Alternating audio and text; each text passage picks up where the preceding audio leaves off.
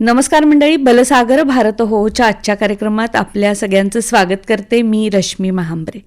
मंडळी, सर्वसामान्य माणसं विमानातून फारसं फिरत नाहीत. कधी गेलीच तर या विमानतळावरून त्या विमानतळावर. मग ही सगळी विमान वाहतूक सुरळीतपणे कशी चालते किंवा त्यामागे कुणाचे कष्ट असतात. विमानतळावर हवाई वाहतूक नियंत्रण करणारा एक कक्ष असतो. हे वाहतूक नियंत्रण सोपं असतं की अवघड असतं, या सगळ्या प्रश्नांची उत्तरं आज आपल्या कार्यक्रमातून आपण जाणून घेणार आहोत. त्यासाठी आपल्या स्टुडिओत उपस्थित आहेत aviation professional Ajay Joshi sir, जे गेली 35 वर्षाहून अधिक काळ एअर ट्रॅफिक मॅनेजमेंट या क्षेत्रात कार्यरत आहेत. त्याचा त्यांना मोठा अनुभव आहे. ज्यांनी आपल्या कारकिर्दीची सुरुवात 1987 केली आणि महाव्यवस्थापक हवाई वाहतूक नियंत्रण म्हणून ते निवृत्त झाले. नमस्कार सर, आमच्या स्टुडिओत आपलं खूप स्वागत आहे.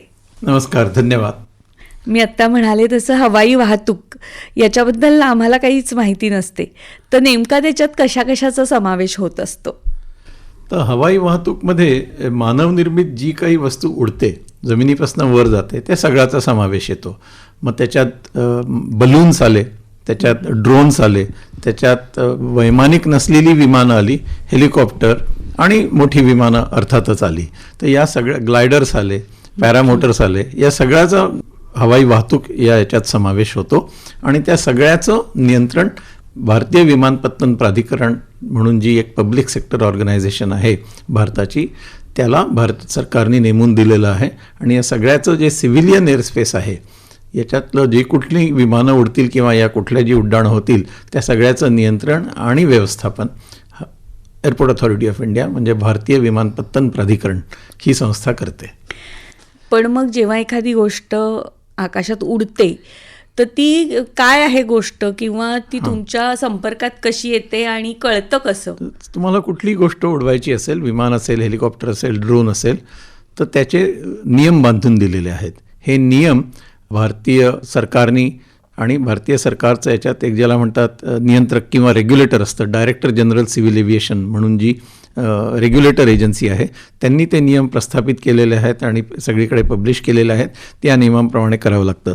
त्याचा पहिला नियम असा आहे की तुम्हाला कुठल्याही गोष्टीचा फ्लाईट प्लॅन सगळ्यात जवळच्या हवाई नियंत्रण कक्षाला द्यावा लागतो, की तुम्ही कुठून कुठे जाणार आहात, किती उंचीवर उडणार आहात, कसे जाणार आहात, तुमचं विमानाचा किंवा जे काही उडणार आहे त्याचा टाईप काय आहे, त्याच्यात किती लोक असतील, त्याच्यात काय काय इक्विपमेंट्स असतील, आणि हे सगळं तुम्हाला हवाई नियंत्रण कक्षाला द्यावं लागतं. हवाई नियंत्रण कक्षाने तो फ्लाईट प्लॅन ॲक्सेप्ट केला तरच तुम्हाला ते उडता येतं. आणि केव्हा असं होतं तर हवाई नियंत्रण कक्ष तर त्याच्यावर निगराणी ठेवूनच असतो, पण भारतीय वायुसेना पण त्याच्यावर निगराणी ठेवून असतो. जेव्हा केव्हा एखादी अशी गोष्ट उडणार असते त्याची आगाऊ सूचना हवाई नियंत्रण कक्ष जवळच्या वायुसेना कक्षालाही देत असतो आणि ते पण नियंत्रण ठेवून असतात. तर अशी एखादी गोष्ट उडली की जी हवाई नियंत्रण कक्षाला माहिती नाही आहे आणि वायुसेनेलाही माहिती नाही आहे, तर मग त्याच्यावर कायदेशीर याच्याप्रमाणे कारवाई होते, जे मी डिटेलमध्ये ऑफकोर्स सांगू नाही शकत, पण आपण समजलं असाल. नक्कीच. कारण आता जसं आपण वाहतूक म्हणतोय, तर वाहतूक म्हटल्यावर वेगवेगळ्या प्रकारची विमानं किंवा वेगवेगळ्या प्रकारची उपकरणं म्हणूया त्याचा समावेश होतो. आणि जेव्हा आपण मुंबईचा विचार करतो तेव्हा मुंबईचं आंतरराष्ट्रीय विमानतळ हे दक्षिण आशियातलं सर्वात व्यस्त असं हवाई अड्डा मानला जातो. तर दिवसभरात किती उड्डाणं होतात आणि या सगळ्याची माहिती कशा प्रकारे दिली जाते? तर मुंबईचं जे हवाई नियंत्रण कक्ष आहे ते एशिया पॅसिफिक रिजनमध्ये सगळ्यात मोठं मानलं जातं. का? कारण मुंबई विमानतळच्या नियंत्रण कक्षातनं फक्त मुंबई विमानतळावर लँड होणारी आणि टेक ऑफ होणारी विमानांचंच नियंत्रण केलं जात नाही, तर आजूबाजूची जी हवाई कक्षा आहे त्याचंही नियंत्रण केलं जातं. तर ही हवाई कक्षा मुंबई अरेबियन समुद्राला लागून असल्यामुळे युनायटेड नेशन्सची एक एजन्सी आहे, इंटरनॅशनल सिव्हिल एव्हिएशन ऑर्गनायझेशन म्हणतात, त्यांनी ही जी हवाई कक्षा आहे जी कुठल्याही देशाच्या हद्दीत येत नाही, पण ज्याला आपण रिमोट एअरस्पेस म्हणतो किंवा ओव्हर हायसीज एअरस्पेस म्हणतो, त्याचं अलोकेशन केलेलं आहे, ते वाटून दिलेलं आहे कुठल्या कुठल्या देशाला. तर भारतावरच्या मोठ्या विश्वासामुळे आजूबाजूचा जो सगळा समुद्री परिसर आहे आणि त्याच्यावरची जी हवाई कक्षा आहे तिथनं जी उड्डाणं होत असतात ती सगळी त्याची जबाबदारी भारताला दिलेली आहे युनायटेड नेशन्सच्या या ऑर्गनायझेशननी. तर बे ऑफ बेंगॉल, अरेबियन सी आणि पार्ट ऑफ हिंद महासागर याची हवाई कक्षा पण आपण करतो. तर मुंबईतनं लँड होणारी आणि टेक ऑफ होणारी विमानं तर आम्ही करतोच. नवी मुंबईहून लँड होणारी टेक ऑफ विमानाचंही नियंत्रण इथनं होतं. प्लस अरेबियन समुद्र आणि आजूबाजूचा साधारण 250 किलोमीटरचा जो परिसर आहे या हवाई कक्षेत, म्हणजे आपण म्हटलं तर उत्तरेकडे भावनगरपर्यंत, पूर्वेकडे औरंगाबादपर्यंत आणि दक्षिणेकडे बेळगावपर्यंत, असं साधारण हवाई कक्षा जी आहे या, आणि पश्चिमेकडे अरेबियन समुद्रावरचा पूर्ण परिसर, ज्याच्यात मग उत्तरेला पाकिस्तान आलं, पश्चिमेला ओमान आलं, मग आफ्रिकेचे देश येतात, येमेन, मोगादिशू, दक्षिणेकडे मालदीव्स, मॉरिशस येतात. तिथपर्यंतची जी पूर्ण हवाई कक्षा आहे असा साधारण 1 दशलक्ष चौरस किलोमीटरचा जो परिसर आहे त्याचं आपण इथनं हवाई नियंत्रण करतो. आणि याच्यात अभिमानाची गोष्ट अशी आहे, जसं आपण म्हणालात की दक्षिण आशियातलं सगळ्यात बिझी असं मुंबई नाही आहे, म्हणजे दिल्ली आहे किंवा काही आहे त्याच्यात जास्त आहे, पण सगळ्यात लक्षणीय गोष्ट अशी आहे की सिंगल रनवे, की मुंबईला एकच रनवे आहे आणि एकाच रनवेवर सगळ्यात जास्त विमानं एका दिवसात टेक ऑफ आणि लँड होण्याचा विश्वविक्रम मात्र आमच्याकडे म्हणजे मुंबई विमानतळाकडे आहे. 1038 विमानं 9 जानेवारी या दिवशी उडली. हे जगातला विक्रम आहे की एकाच धावपट्टीवर इतकी जास्त विमानं फक्त मुंबईनेच केलेली आहेत. त्याच्यात तुम्हाला सांगायचं असं की दर 1 मिनिट 10 सेकंदाला त्या धावपट्टीवर एक तर विमान उडत असतं, तिथनं धाव घेत असतं वरती जायला, नाही तर लँड तरी करत असतं. इतकं बिझी आहे. एका तासात साधारण 50 विमानं त्या धावपट्टीवर आम्ही सक्सेसफुली आणि सेफली लँड आणि टेक ऑफ केलेली आहेत. कौतुकाची पण गोष्ट आहे, आश्चर्याची पण गोष्ट आहे, कारण आमची लोकल सुद्धा यापेक्षा जास्त बरोबर. आणि दुसरं असं की ही जी हवाई कक्षा आहे, आता हे तर झालं मुंबई विमानतळाबद्दल. ही हवाई कक्षा आपण 6 डिग्री विश्ववृत्ताच्या साऊथला, दक्षिणेपासून 25 डिग्री नॉर्थला अशी मोठी आहे. आणि या 1000 विमानांच्या अतिरिक्त ही जी ओव्हरफ्लाईंग एअरक्राफ्ट असतात ज्याला आम्ही म्हणतो, दुबईहून विमान निघालं सिंगापूरला जातं, ते भारताच्या हवाई कक्षेतनं जातं, अरबी समुद्रावरनं जातं. केनियाहून, इथिओपियाहून एक विमान निघालं ते चायनाला जात आहे. हे दोन्ही विमानं हवाई कक्षेत कुठेतरी क्रॉस करणार. तसंच दुबईहून निघालंय, अबुधाबीहून निघालंय, दोहाहून निघालंय, बहरीनहून, युरोपहून येणारी सगळी विमानं आहेत जी पूर्वेकडे चालली आहेत. या सगळ्यांचं व्यवस्थापन आपण इथनं बसून करतो. तर एकूण 2500 ते 3000 अशा विमानांचं एका दिवसात व्यवस्थापन, ज्याच्यात 1000 मुंबईची आलीच आणि आता नवी मुंबईची वाढत आहेत. जवळजवळ 150 नवी मुंबईने टच केलं आहे. पुणे आपल्या जवळच आहे, याच कक्षेत येतं, त्यामुळे पुण्याचं पण वाहतुकीचं नियंत्रण आपण बऱ्याच काळापर्यंत इथनं करतो. अरे वा, खूप छान आणि वेगळी अशी माहिती मिळते. म्हणजे आम्ही विचारही करू शकत नाही की आपण जेव्हा पाहतो तर आपल्याला एअरपोर्टवर एक कंट्रोल टॉवर दिसतं, तर आपल्याला वाटतं हेच आहे. तेवढं नाहीये. त्या कंट्रोल टॉवरचं कार्यभाग हाच असतो की तिथे लँड होणारी आणि टेक ऑफ होणारी त्या धावपट्टीवर जी विमानं आहेत आणि त्या एअरपोर्ट म्हणून पार्किंग स्टँडहून धावपट्टीपर्यंत जाणारी आणि धाव घेणारी विमानं आहेत त्याचं कंट्रोल करतो.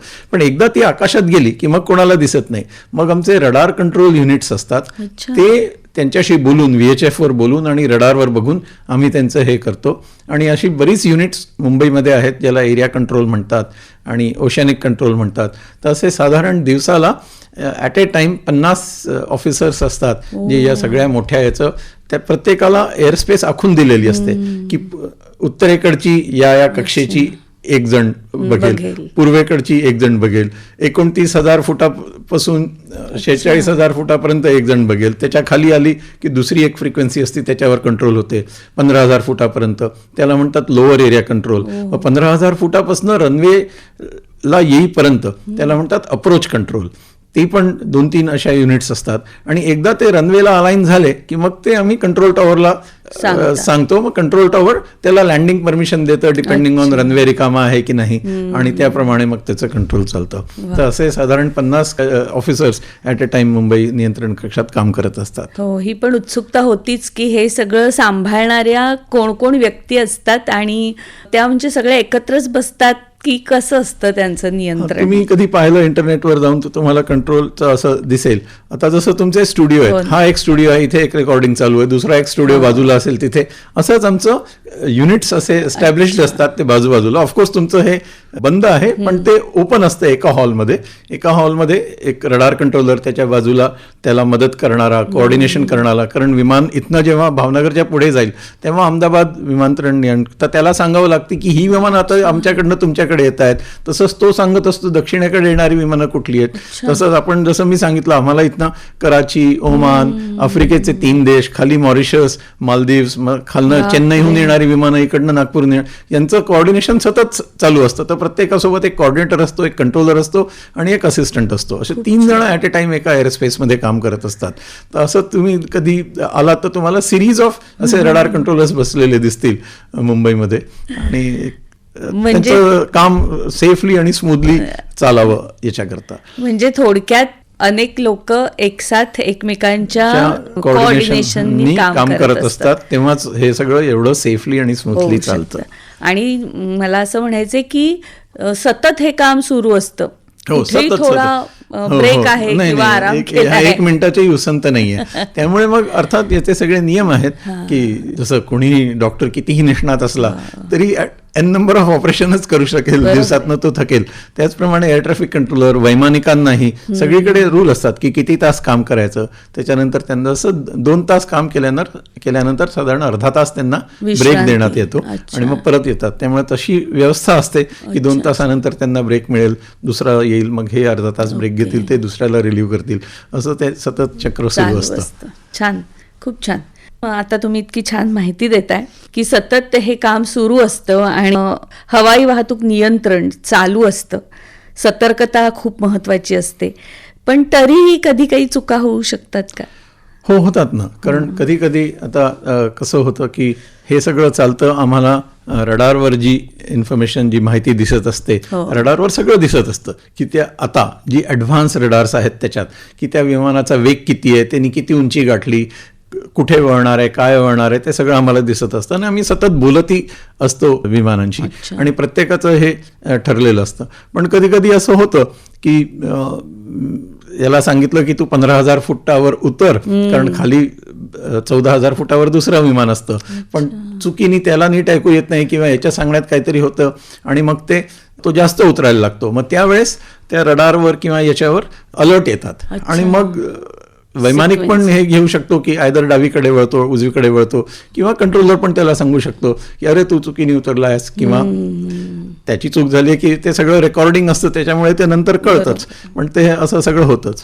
आणि अशी सांगायची म्हणजे अभिमानाची गोष्ट जी अजून एक मागच्या वर्षी झालेली आहे की जेव्हा ऑपरेशन सिंदूर झालं होतं आणि ती एअरस्पेस बंद झाली होती, तर कसं असतं की हवाई कक्षेतनं रूट्स दिलेले असतात. जसं हायवे आपण बांधलेले आहेत तसे हे काल्पनिक रूट्स आहेत, पण काल्पनिक असले तरी ते मॅप्सवर मार्क्ड असतात आणि आमच्या रडारवरही असतात आणि जे वैमानिकाकडे FMS किंवा कॉम्प्युटर असतात त्याच्यावरही ते मॅप्ड असतात. जसं आपण गुगलवर मॅप्सवर बघत जातो तसंच ते वैमानिक त्या मॅप्सवरनं त्यांच्या FMS वरनं उडत असतात, राईट टर्न, लेफ्ट टर्न, आणि हे सगळे बसलेले आहेत. भारताहून पाकिस्तानात जाणारे सगळे रूट बंद झाले होते. बरीच मोठी वाहतूक सिंगापूर, बँकॉक किंवा भारतातनं युरोपकडे जाणारी ती सगळी त्या कक्षेतनं जायची, तर ती बंद झाली होती. तर ही सगळी विमानं आम्हाला सडनली इकडे वळवावी लागली. दिल्लीहून लाहोर आणि तिकडे जाऊ शकत, त्यामुळे ती खाली उतरली, दक्षिणेकडे आली, मुंबईच्या हवाई कक्षेत आली आणि मग ओमानवरनं ही सगळी वाहतूक पुढे गेली आणि पूर्ण आठवडाभर असं चालू होतं. असंच 2019 झालं होतं. बालाकोट हल्ल्यानंतर पण पाकिस्ताननी जेव्हा आपलं हवाई क्षेत्र सगळ्या विमानांकरता 5 महिन्याकरता बंद करून टाकलं होतं, तेव्हाही आमच्यावर भरपूर मोठा ताण आला होता. कारण सडनली तुम्ही विचार करा की एवढी विमानं ऑलरेडी आहेत, त्याच्यात 500, 600, 700 रोज विमानं ऍड झालेली आहेत ते करण्यात, आणि व्यवस्था तर तीच आहे. हो ना. ओव्हरनाईट तर तुम्ही काही रडार आणून नाही बसवू शकत, कंट्रोलर ट्रेन करून नाही बसवू शकत. तेच कंट्रोलर जे 2,500 करायचे ते 3,500 4,000 मुवमेंट्स हँडल करत होते. आमचं कौतुक केलं होतं. अवॉर्ड्स पण आम्हाला मग त्याच्याकरता मागच्या वर्षी मिळाली. तर अशी पण आपत्कालीन परिस्थिती बरेचदा येत असते. हो ना. मागे येमेनची एअरस्पेस त्यांनी बंद करून टाकली होती, तर आफ्रिकेची सगळी विमानं अरेबियन सीवरनं जायला लागली, ते पण आम्हाला हँडल करावं लागलं. असे बरेच छान अनुभव असतात हे, कारण इंटरेस्टिंग असतात. चॅलेंजेस असली तरच माणसाला चांगलं काम करून बरं वाटतं हे सगळं आणि करण्यात. तुम्ही सांगताय तेव्हा लक्षात येते की खूप मोठं क्षेत्र आहे, आंतरराष्ट्रीय क्षेत्र आहे. हो, ते हो. सगळे मार्ग वगैरे लक्षात ठेवणं. एक प्रश्न मनात येतो की कोणत्या भाषेत मग तुम्ही बोलता एकमेकांची? तर जसं मी मागे सांगत होतो, इंटरनॅशनल सिव्हिल एव्हिएशन ऑर्गनायझेशन ही आंतरराष्ट्रीय संस्था आहे की जी सगळे नियम ठरवून देते आणि इंटरनॅशनल जी काही उड्डाणं होणार असतील त्याचे रूट ठरवणं, त्याचे रूट पब्लिश करणं ती सगळी संस्था करते. आणि त्याच्या दिलेल्या स्टँडर्ड्सप्रमाणे नियमांप्रमाणेच जगातलं प्रत्येक एअर ट्रॅफिक कंट्रोल काम करत असतं. तर त्या योगेच आपण हे सगळं केलेलं होतं. असतं. वा. आणि त्यांनी प्रत्येक देशा 5-6 भाषा डिक्लेअर केलेल्या आहेत की प्रत्येक देशाला ठरवावं लागतं आणि डिक्लेअर करावं लागतं. जसं तुम्ही डिक्लेअर केलंय की आकाशवाणी मराठीमधनं प्रस्तावित करेल, आकाशवाणी दुसरं काही असेल ते त्याच्या त्या भाषेतनं करेल. तसं प्रत्येक फ्रिक्वेन्सीवर कुठल्या भाषेत नियंत्रण होईल, बोललं जाईल हे माहिती असावं लागतं. आणि त्याप्रमाणे मग ते जे वैमानिक सपोज दुसऱ्या देशातले आले ज्यांना इंग्लिश येत नसतं, आता भारताने डिक्लेअर केलेलं आहे की आमची aviation language ATC language English आहे. कारण बाकी स्पॅनिश फ्रेंच वगैरे आपल्याला येत नाही, त्यातलं ते इंग्लिश चांगलं येतं. चायनीज पण आहे त्याच्यात, पण आपण त्याच्यात नाही करतो. पण तर जो कोणी वैमानिक भारतात येईल त्याला ती इंग्लिश टेस्ट पास केलेली असली तरच परमिशन त्याची एअरलाईन देईल की तू भारतात हे करू शकतो. तसेच प्रत्येक एअर ट्रॅफिक कंट्रोलरची पण कठोर इंग्लिश परीक्षा झालेली असते की ज्याच्यात त्यांना इंग्लिश पास करावंच लागतं. खूप छान आणि खूप वेगळं असं विश्व तुम्ही समोर उलगडताय. 38 वर्षाची तुमची कारकीर्द आहे आणि तुम्ही आत्ता बोलताना म्हणालात की आता रडारवर अशा वेगळ्या गोष्टी येतात. मग ही काय काय प्रगती होत गेली आहे या क्षेत्रातली, त्याविषयी काय सांगाल? तर जेव्हा मी 1987 मध्ये सुरू केलं तेव्हा आपल्याकडे प्रायमरी रडार होते. प्रायमरी रडारमध्ये ही सगळी माहिती दिसायची नाही, फक्त एक ठिपका दिसायचा. तो ठिपका असा मूव्ह होतोय त्याच्यावरनं अंदाज सगळे बांधावे लागायचे आणि बोलून बोलून ते सगळं ठरवावे लागायचं. त्यामुळे आम्हाला खूप बोलावं लागायचं तेव्हा वैमानिकांशी, कारण प्रत्येकाला विचारावं लागायचं तुझी स्पीड काय आहे, तुझी लेवल काय आहे, आणि प्रत्येकाला सांगावं लागायचं की आता तू इतकं उतर इतकं उतर इतकं उतर. आणि त्याच्यामुळे खूप बोलणं व्हायचं आणि ते जास्त स्ट्रेसफुल असायचं. आणि त्या रडारवर हे नाही दिसल्यामुळेच तो सगळ्यात मोठा हवाई अपघात झाला होता, चरखी दादरी ज्याला म्हणतात, ज्याच्यात एक सौदिया आणि एक कझाकिस्तानच्या विमानांची टक्कर झाली होती आणि जवळजवळ 400 पॅसेंजर्सची मृत्यू झाला होता. त्याच्यात तेच झालं होतं जे मी मागे सांगत होतो की त्या कझाक विमानाला हवाई नियंत्रण कक्षाने 15,000 फूट उतरायची ही दिली होती, कारण 14,000 फुटावर सौदी विमान होतं. आणि हे स्टँडर्ड आहे की 1000 फूट दोन्ही विमानांमध्ये सेपरेशन पाहिजे. पण त्याला ते कळलं नाही का काय झालं, तो 15,000 फुटाच्या खाली येत गेला आणि त्यावेळी रडारवर दिसायचं नाही की तो किती उतरतो, नुसतं एक ठपका दिसत होता. आणि तो म्हणाला होता 15,000 फूटच मी उतरणार आहे, पण ते 2 ठपके एकत्र झाले नंतर दिसेनासे झाले. खूपच ट्रॅजिक ते झालं होतं. तर त्या काळचं तसं होतं. पण आता खूपच ॲडव्हान्स आहे. विमानांमध्येही कोलिजन अवॉर्डन्स सिस्टीम म्हणून असते, आमच्याकडेही कोलिजन अवॉर्डन्सच्या वॉर्निंग सतत येत असतात. त्यामुळे आता बऱ्यापैकी सेफ झालेलं आहे. आणि तेव्हा 200 विमानं मुंबई विमानतळावरनं उडायची, आता 1000च्या वर उडतात. आपल्या हवाई कक्षेत 500 विमानं उडायची, आता 2500 झालेली आहेत. तर असं बऱ्याच प्रगती झालेली आहे कम्युनिकेशन सिस्टीम्समध्ये, नॅव्हिगेशन सिस्टीम्समध्ये आणि सर्व्हेलन्स सिस्टीम्समध्ये. या 3 प्रकारच्या ज्या टेक्नॉलॉजी आहेत या आमच्याकरता खूप खूप इम्पॉर्टंट आहेत. आणि याच्यात भारताची घोडदौड सतत सुरू आहे. आता आम्ही बऱ्याच नवीन नवीन कल्पना याच्यात राबवतो आहे. जर पुढच्या 4-5 वर्षात झाल्या तर अजून बरेच चांगले बदल घडतील आणि होईल. खूप छान. त्याच्याबद्दल थोडंसं सांगावं लागेल. आता जसं VHF जे आम्ही बोलतो, जसं आपण एक दुसऱ्याशी बोलतोय तसं बोलताना सगळ्यात सोपं पडतं वैमानिकाला आणि कंट्रोलरला. हे जर नसेल तर मग आमच्याकडे सॅटेलाइट डेटा लिंक सिस्टीम असते. तर आम्ही जसं आमच्या कॉम्प्युटर सिस्टीमवर टाईप करतो ते त्याच्या कॉम्प्युटरवर दिसतं, मग तो टाईप करतो. पण याच्यात वेळ जातो. याच्यामुळे काय होतं की तुम्हाला 2 विमानांमध्ये थोडं जास्त अंतर ठेवावं लागतं नॉर्मलपेक्षा, कारण यालाही तुम्ही सांगितलं काही आणि त्याला कळलं नाही, त्याच्यात गडबड झाली, बोललं तर कसं तुम्ही मला लगेच विचारू शकता, खरंय. अरे तू परत बोलला ते परत सांग रे. पण टाईप करून तुम्ही पाठवणं, मी पाठवण्याच्यात बराच गडबड होतो. त्यामुळे आम्ही आता इस्रोला अशी गळ घालतो आहे. सॅटेलाइट प्रणाली अजून कुठेही डेव्हलप झालेली नाहीये, पण असा सॅटेलाइट प्रणाली आपल्याला डेव्हलप करता येईल का की जिथे दूरवर जेव्हा विमान असेल आणि आपल्या VHF ट्रान्समीटर रिसिव्हरची रेंज जी साधारण 200 मैल असते त्याच्या बाहेर असेल विमान, तर आपल्याला बोलता येत नाही. तर तिथे आपण अशी काही सॅटेलाइट प्रणाली बसवू शकतो का की through satellite rather than text messaging direct बोलता येईल पायलटशी. आणि असं जर झालं आणि ही जर चांगली झाली तर बलसागर भारत हो, भारताचं जे आपलं एक पूर्ण आपल्या देशाचं स्वप्न आहे की 2047 पर्यंत आपण बरीच प्रगती करावी, will be one of the first ones do this. असं बरेच कामं चालू आहेत ज्यांनी, आणि या सगळ्यांनी आपल्याला उत्तम परकीय चलन मिळतं बरं का. कारण कुठल्याही विमानाचं आपण हे करतो तर आपण त्याच्याकडनं फीस तर घेणारच. तर आपण जेव्हा ही सगळी विमानं करतो तर याच्यातही आपण भारताच्या इकॉनॉमीला बराच मोठा हातभार लावता आहे. भारतीय विमानपत्तन प्राधिकरण आणि त्यांचा हवाई नियंत्रण कक्ष आणि अलाइड ज्या सर्व्हिसेस आहेत सगळ्या कम्युनिकेशन, नॅव्हिगेशन, सर्व्हेलन्सच्या, ते पण आपण कॉन्ट्रीब्यूट करतोच आहे. सर, आत्ता तुम्ही जी माहिती देताय त्यावरून लक्षात येतंय की इथे काम करणाऱ्या व्यक्तीला खूप सतर्क आणि सावधान राहावं लागतं. एका वाहतूक नियंत्रकाकडे कोणकोणते गुण असायला हवेत आणि या क्षेत्रात कोणकोणत्या संधी आहेत त्याविषयी काय सांगाल? जसं मी सांगितलं की भारतीय विमानपत्तन प्राधिकरण ही एकच ऑर्गनायझेशन आहे की जी हवाई वाहतूक नियंत्रण करते आणि तिथेच रिक्रुटमेंट होतं. तर एअर ट्रॅफिक कंट्रोलर्सची दर 1-2 वर्षांनी भारतीय विमानपत्तन प्राधिकरण जाहिरात करून ॲडव्हर्टाईज करत असतं. त्याच्यात मुलं अप्लाय करतात. साधारण 100-200 असलं तरी आता या क्षेत्राबद्दल बरीच लोकांना माहिती आहे. पगार चांगले आहे, सगळी सोयीसुविधा चांगल्या आहेत हे माहिती आहे लोकांना. त्यामुळे बरीच मुलं अप्लाय करतात. 1,00,000-1.5 लाख मुलं तरी बसतात आणि मग येतात. त्याच्यात तुम्हाला आयदर फिजिक्स किंवा मॅथ्समध्ये ग्रॅज्युएशन किंवा इंजिनिअरिंगमध्ये ग्रॅज्युएशन, त्याच्यात फिजिक्स आणि मॅथ्स फर्स्ट इयरला तुम्हाला असायला पाहिजे अशी रिक्वायरमेंट असते. आणि मग ती परीक्षा थोडी कठीण असते नॅचरली. मग ती परीक्षा जे पास होतात त्यांना आमचे 3 ट्रेनिंग सेंटर्स आहेत. तिथे एक अलाहाबाद प्रयागराजला आहे, एक गोंदिया नागपूरजवळ आहे आणि एक हैदराबादला आहे. तर तिथे पाठवण्यात येतं. तिथे 6 महिन्याचा अभ्यासक्रम असतो. तो अभ्यासक्रम आणि त्याच्यात ऑफकोर्स जसं मी सांगितलं इंग्लिशची परीक्षा असते. अभ्यासक्रम जर तुम्ही पास झाले तर मग तुम्हाला पोस्टिंग देण्यात येतं एखाद्या नियंत्रण कक्षात आणि मग तिथनं तुमचं करिअर सुरू होतं. अच्छा, मला असं विचारत होतं की एकटी म्हणून त्याच्याकडे काय तर चाणाक्षपणा, खूप समयसूचकता, अनुशासन, सगळं डिसिप्लिननीच चालावं लागतं आणि लॉट ऑफ कॉमन सेन्स ज्याला आपण म्हणतो, कारण ते फार गरजेचं आहे. आणि गुड कम्युनिकेशन स्किल्स, कारण इतक्या देशाचे वैमानिक तुमच्याशी बोलणार, तुम्ही काय बोलताय ते त्यांना सगळ्यांना नीट समजलं पाहिजे. ते काय बोलतायत ते तुम्हाला नीट ऐकता आलं पाहिजे. त्यामुळे खूप चांगलं ऐकणारा जो व्यक्ती असेल, नीट लक्ष देऊन ऐकणारा व्यक्ती असेल तर चांगला एअर ट्रॅफिक. आणि बाकी मेडिकल कंडिशन सगळे आहेतच की दृष्टी चांगली पाहिजे, स्पीच, ऐकण्याचं, हे सगळं रिगरस मेडिकल टेस्ट होतेच त्याच्यात. त्यामुळे फिजिकली आणि मेंटली पण फिट पाहिजे. त्याच्यानंतर या मेडिकल टेस्ट वगैरे सतत कंटिन्युअस चालूच असतात. आणि कुठलंही व्यसन नको, कारण रोज तुम्ही येता तेव्हा तुमची आधी टेस्ट होते, BA टेस्ट होते की तुम्ही काही रोजच होते.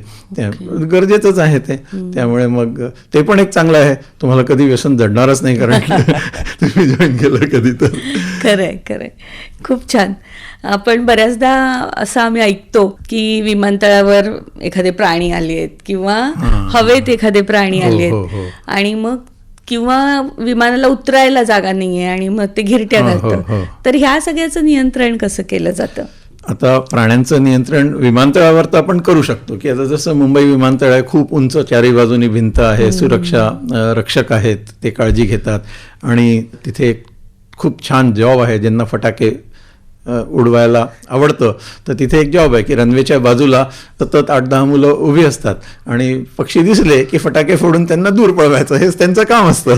तर अशी कामं असतात. याची स्वयंचलित प्रणाली पण बऱ्याच आलेल्या आहेत.